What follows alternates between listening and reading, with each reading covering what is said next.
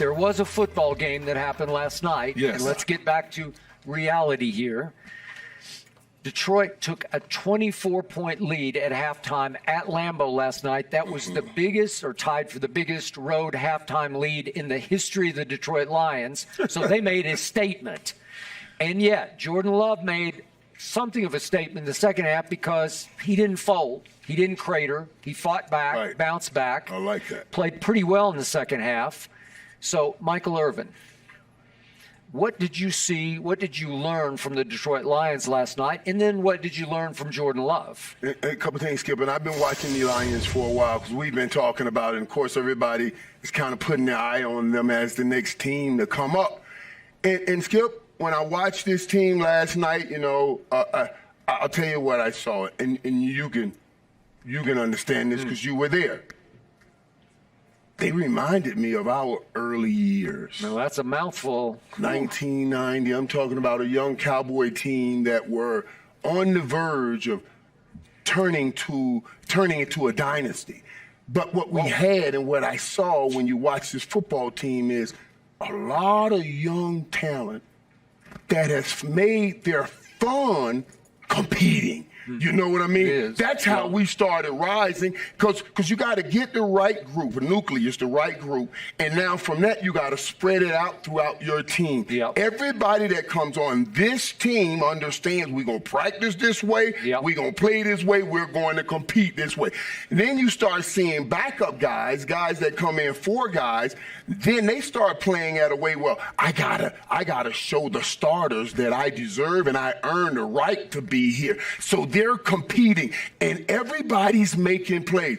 Laporta's making plays. You've been raving about him. But I've been talking about. I know. And I'm gonna tell. I'm saying I like this dude because you know what? I saw a young St. Brown and a young Porter. Remind me of a young Michael Irvin and Jay Novacek. Ooh. I'm talking about can do damage together. Montgomery, running back, reminds me, got that young Emmett. And Jared Goff orchestrating it all real well. I like what Detroit. We've been talking about the top teams in the NFC. Detroit, I don't have them with San Fran. I don't have them with the Cowboys. I don't have them just yet right there with Philly, but they're the next tier down, and you give them, like Dion keeps saying, we coming, and give us one or two more players. You give Detroit one or two more, it's going to be on. They certainly mirror their head coach and Dan Campbell, right? They do. Skip, they physical, aggressive, and I played with Dan, and I know Dan very well, along with Aaron Glenn. Can I say something real quick about Dan? I saw an interview before the game on Amazon Prime last night with Tony Gonzalez.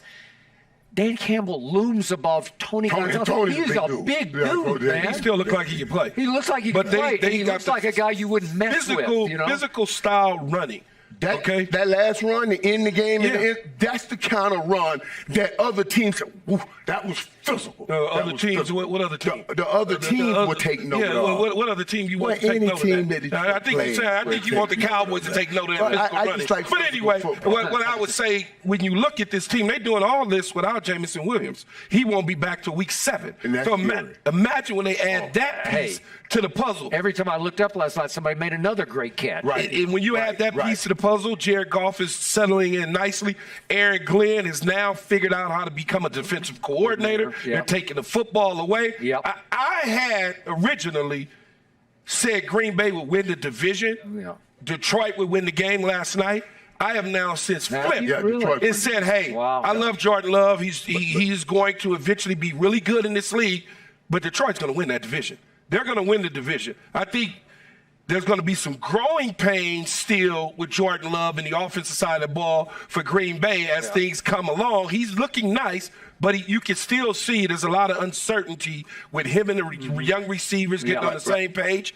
All of a sudden, this Detroit team, much like you said, Michael, they look like that they're going to compete in the NFC. They're not quite with San Francisco and Philadelphia yet. They're a smidget, maybe a little bit under the Cowboys, but they're in that top 4 NFC race. But the wrong injury to any one of those top teams put Detroit right back in that top. Oh, yeah. Could put them in there. All right. I'm a Jordan Love fan, maybe because I'm not the biggest Aaron Rodgers fan, so I'm rooting like crazy because he's been there for 3 years and he paid his dues, and now it's his time. You can't expect too much too soon because Aaron Rodgers wasn't great that first year. But Jordan Love showed me a lot last night because they were all over. Remember, he's down 2 of his stud offensive line. Bakhtiari went on IR before the game. And he barely had time to glance up last night in the first half because that Aiden Hutchinson coming off the edge, he is a bad man. And listen, and they moving him around, Skip. He comes as hard as he can on every play. Every play. And Jordan couldn't get his feet set, and people are clawing at him.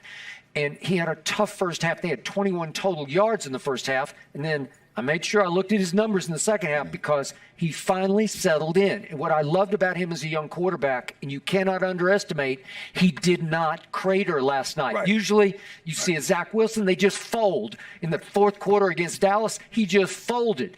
Jordan Love did not fold last night. He said, no, I'm going to figure this out. Right. I believe LaFleur started calling plays. Let's get the ball out a little quicker to our playmakers. They had Christian Watson back, and all of a sudden, and Romeo Doubs, he's pretty good. Yeah, and absolutely. all of a sudden, I'm looking at these numbers.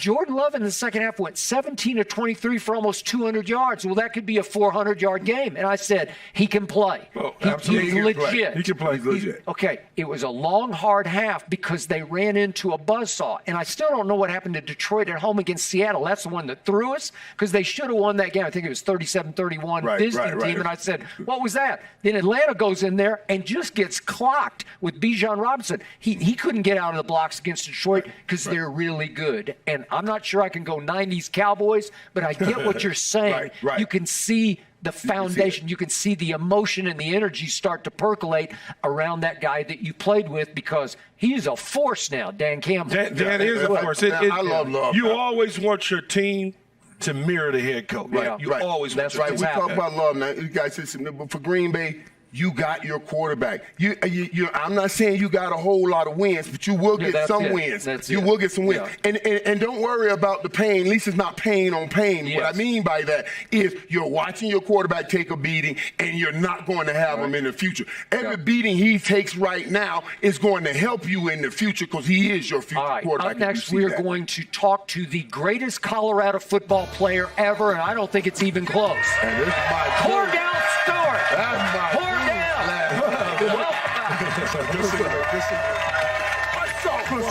How you doing? Love you, man. Good to see you, bro. So good. Yes, sir. Good to see you, bro. Good to see you. Good to see you. Long time no see. How are you? How you doing?